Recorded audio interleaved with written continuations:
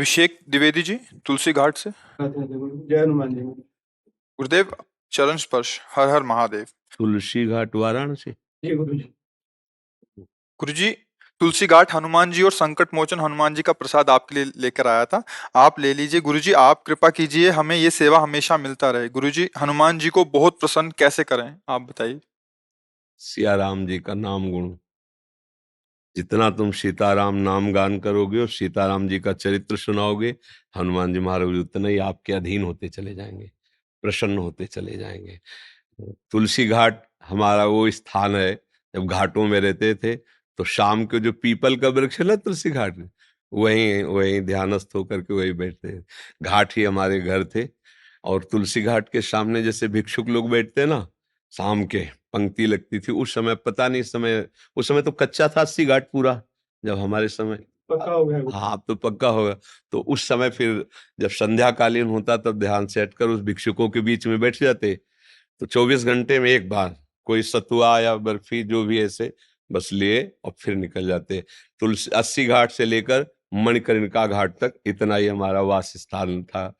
तो आज भी महादेव जी कृपा करते आप लोगों के द्वारा प्रसाद और चरणामृत भेजते रहते हैं। पंडित कृष्ण कुमार जोशी जी। राधे राधे। महाराज जी, राधे राधे। आपके चरणों में कोटि कोटि प्रणाम। गुरुजी, मैं राधा कृष्ण मंदिर का पुजारी हूँ। जब भी ध्यान जप करता हूँ तो उबासी, आंखों में आंसू आने लगते हैं। एकाकी ध्यान ज्यादा देर नहीं लगाता। नाम जप अधिक करूं तो भी ध्यान नहीं लगता। कृपया मार्गदर्शन करें। संध्या वंदन, गायत्री, प्राणायाम भी करता हूँ। देखो, धीरे धीरे अभ्यास बढ़ाइए। जब हृदय पवित्र होगा तब इन दोषों का नाश हो जाता है। भजन के मल विक्षेप, आवरण, ये 3 दोष हैं जो भजन नहीं होने देते, भजन में बाधा पहुंचाते हैं। बार बार किसी विषय सुख की याद आना। यहाँ एक विषय सुख तो है नहीं, बहुत है, बहुत जन्मों से भोगा है, इस जन्म में भी भोगा है। जब हम भजन के लिए बैठते हैं तो इंद्रियां प्रभु में ना लग करके भोगों के चिंतन में जाती हैं। भोग भोगने से हमारे अंदर मलिनता आ गई है। मन, बुद्धि, चित्त, अहंकार चारों मलिन हो गए। तो जब निर्मल, परम पवित्र, महामंगल प्रदान करने वाले नाम में हम लगना चाहते हैं तो इनमें अरुचि होती है। मलिनता के कारण इनमें अरुचि होती है। अब हम प्रयास अगर अपना बराबर करते रहें तो नाम हमारे पापों को नष्ट करके और पाप की प्रवृत्ति को नष्ट करके, तमोगुण रजोगुण का समन करके शतोगुण में, फिर शतोगुण से भी ऊपर त्रिगुणातीत अवस्था प्रदान कर देगा, जिसे भगवत प्राप्ति कहते हैं। पर हम नियम पूर्वक बहुत काल तक आदर सहित भजन करते रहें, उसको छोड़े ना। ये छोटी मोटी बातें, छोटे मोटे चिंतन, ये सब भस्म हो जाएंगे। भगवान नाम में अपार सामर्थ्य है। अगर ये सोचे कि हमारा मन नहीं लगता, हमारी रुचि नहीं होती, तो जो नाम जप कर रहे हैं क्या उसका भी फल मिलेगा? फल वैसे ही मिलेगा। भाव कुभाव अनख आलसहु, नाम जपत मंगल दिश दसहु। दसों दिशाओं में उसका मंगल नहीं हो सकता जिसके मुख में नाम चल रहा है। भले मन लगे न लगे, भले तमोगुणी स्वभाव हो, रजोगुणी स्वभाव को, नाम को कोई लेना देना नहीं। जैसे कोई प्यार से हमें अमृत पिला दे या जबरदस्ती या हम श्रद्धा से पी लें, तीनों में एक ही काम करेगा, वो अमर कर देगा। कोई छल से जहर पिला दे, जबरदस्ती पिला दे या हम प्यार से पी लें, वो तीनों काम बराबर करेगा कि मारेगा मारेगा। उसका प्रभाव है मारना, उसका प्रभाव है अमर करना। तो नाम का प्रभाव है तारना। चाहे जबरदस्ती कोई नाम जपवावे, प्यार से जप लो या किसी की प्रेरणा से जप लो, भाव कुभाव अनखा, वो तुम्हें तार ही देगा, क्योंकि उसका प्रभाव है। उसका प्रभाव, नाम अपना प्रभाव नहीं छोड़ता। इसलिए खूब नाम जप कीजिए और थोड़ा भोजन में सुधार कीजिए। पवित्र भोजन पाइए। पवित्र भोजन से हाँ तमोगुण नष्ट होता है। जब तमोगुण बढ़ता है तो भजन में रुचि नहीं रहती। निद्रा आलस्य प्रमादोत्तम तत्तामस मुदारतम। सतोगुणी भोजन हो प्रभु को अर्पित करके पाइए। और जब प्रभु को अर्पित करके भोजन पाया जाता है तो निष्पाप हो जाता है। ऐसे देखो, भगवान ने कहा है यदि भोजन को आप अपने लिए रांधोगे बनाओगे तो पाप है, जब प्रभु को अर्पित करके, गुरुजनों को समर्पित करके, बड़े बूढ़ों को पवा के पाओगे तो वही अमृत का काम करेगा, भोजन बुद्धि शुद्ध कर देगा। जी।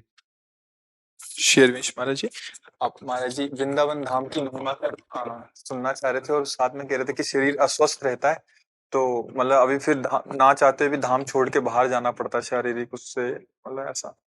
वृंदावन धाम की महिमा तो अमोघ और अनंत है। हौ लघुमति नहीं लहो प्रमाणा, बहुत छोटी बुद्धि है। जैसे बौना आकाश को स्पर्श करना चाहे, ऐसे ही छोटी बुद्धि के द्वारा वृंदावन की महिमा का कैसे गायन हो सकता है। पर जो महापुरुषों से, गुरुजनों से, आचार्य वाणियों से अनुभव हुआ है, वृंदावन चिदानंद वपु है, दिव्य है। जो दिव्य है और चिदानंदमय है वो एक देशीय नहीं होता, वो सर्वत्र होता है। जैसे भगवान चिदानंद है, दिव्य है, ब्रह्म दिव्य है, चिदानंद है, तो वो एक देशी नहीं होता, वो सर्वदेशी होता है। अब उस चिदानंद वृंदावन का हमें परिचय नहीं है, तो प्रगट वृंदावन में इस रज का प्रभाव है कि अगर यहां शरीर छूट जाए तो उसको चिदानंद वृंदावन में प्रवेश मिल जाता है। इसी वृंदावन के प्रभाव से जे रेणु पर मरिबो मंगल आए।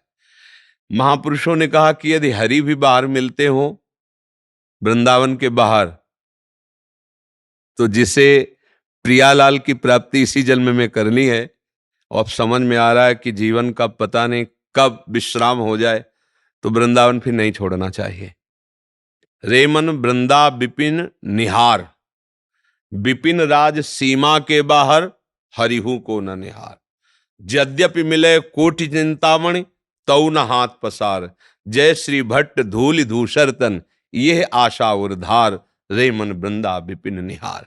वृंदा विपिन के बाहर हरि खड़े हो तो श्री भट्ट देवाचार्य जी कह रहे कदम बाहर वृंदावन के मत पहुंचाना, क्योंकि प्रेम बपू श्री हरि वृंदावन की सीमा के अंतर्गत मिलेंगे, और वृंदावन सीमा के बाहर ऐश्वर्य संपन्न भगवान है, और वृंदावन में हमारे प्रेमी नंद नंदन है।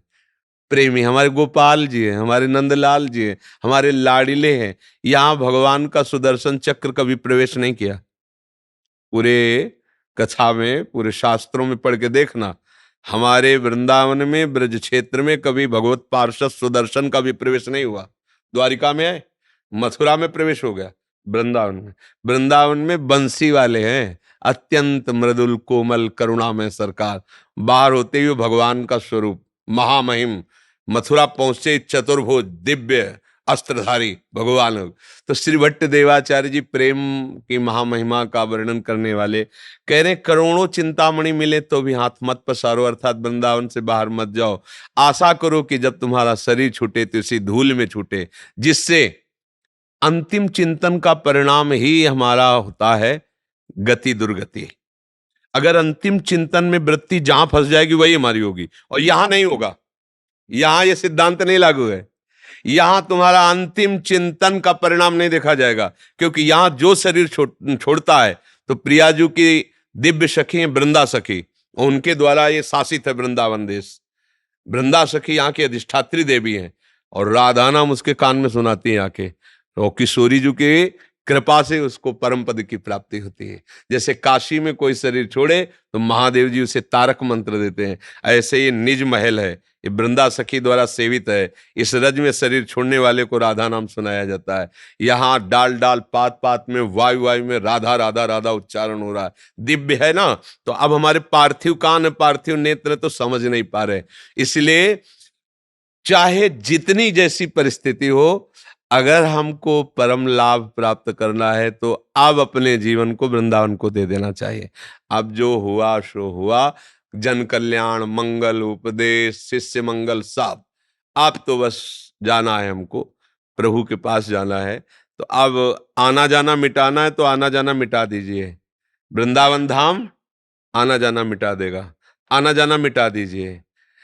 विपिन राज सीमा के बाहर नियम ले लीजिए, खंड खंड हो जाए तन अंग अंग सत्टूक, वृंदावन ने छाड़ियो छाड़ी वो है बड़ी चूक।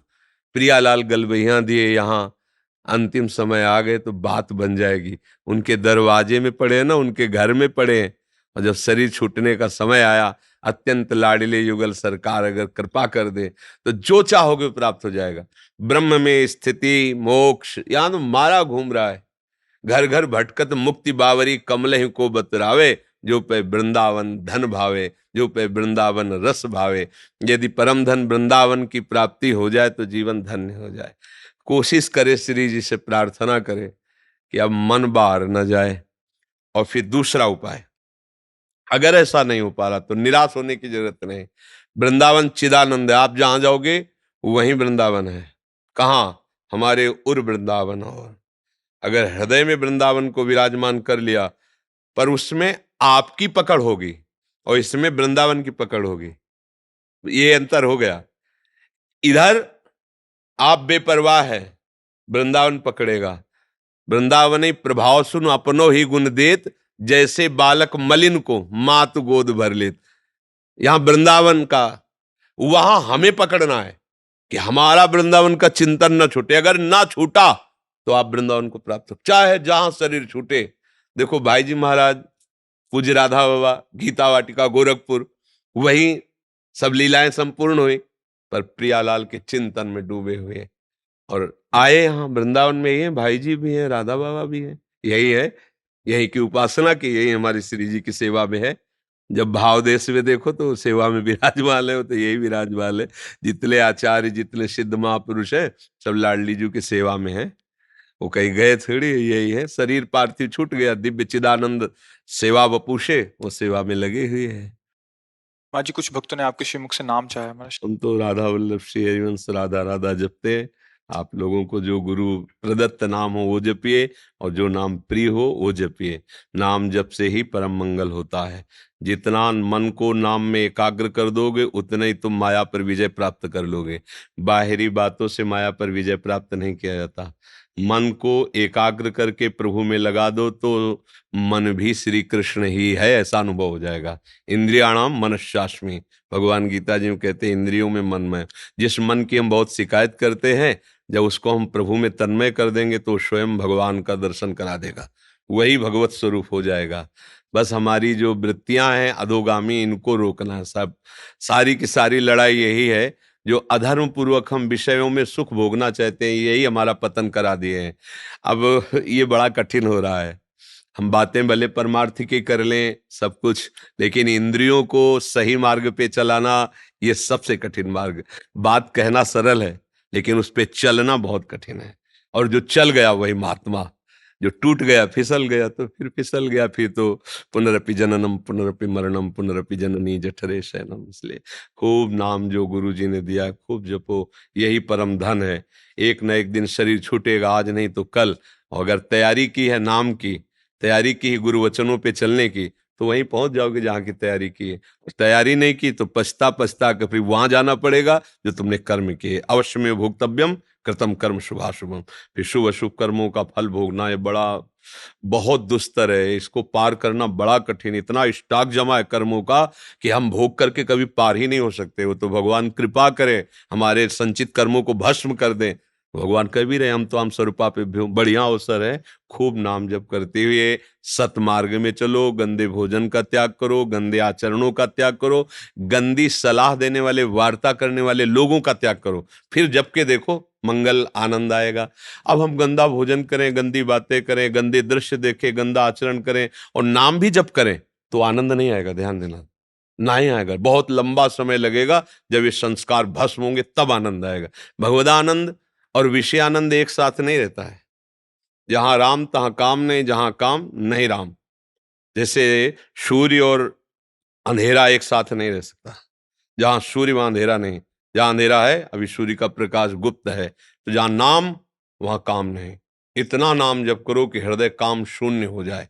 एकमात्र प्रभु का प्रेम, अरे वो गंभीरता, वो आनंद। थोड़ा नाम जप करता है उपासक तो उसका चेहरा, उसकी आंखें बताने लगती हैं कि वो कितने सुख में है, कितनी शांति है, कितना धैर्य है, कितनी गंभीरता है। और कहीं निरंतर, तो फिर भगवान और उस नाम जापक में अंतर नहीं रह जाता। ब्रह्मविद ब्रह्मैव भवति तस्मित् तज्जने भेदा भावात। प्रभु और प्रभु के जन्म में अभेद स्थिति हो जाती है। खूब भजन करो भैया।